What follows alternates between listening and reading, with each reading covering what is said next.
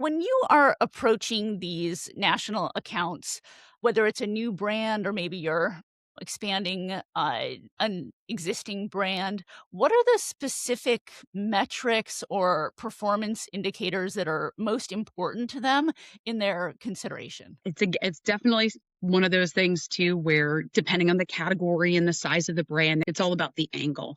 For me, I live in the data, right? I've used all sorts. My last company, we had a different contract. The one now, I am a data fiend.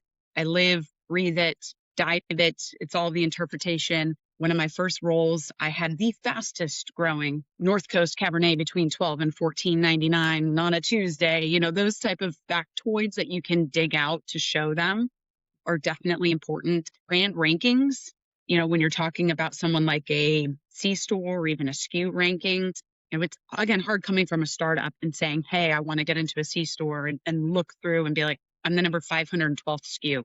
You have 12 SKUs in your set. Okay, I might be a little bit far off, but those angles, right? And taking some of the other category or segment data to kind of show, well, I might not be I might be top 500 overall, but jump into just 750s, jump into just flavored, and knowing how to dig it, as simple or as cliche as it can sound, it's almost it's practice, right? The more that you do it, the more comfortable that you're going to be and confident in talking about it. And it has to be backed by data as well. Obviously, you can't just, I mean, I can spin it with the best of them, but it still has to have truth in there. There has to be truth that backs it up in case you get called out on it. Knowing how to lead them to the water a little bit and show them like, hey, this is what I'm bringing you and why is really important.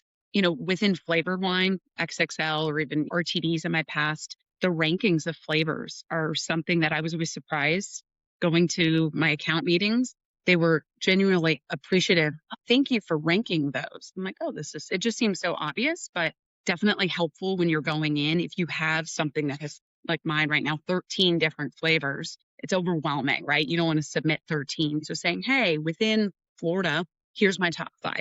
But hey, I know you're in Georgia, it actually swaps a little bit, right? Peach jumps up, and looking at it that way. So simple, but so many people don't do it, and it's different when you're talking like varietal, right? If you go and you're like a Cabernet versus a Chardonnay, you might be talking completely different consumers. You're not necessarily making that within your pitch and ranking it that way. You're going after Chard, you're going after Cab.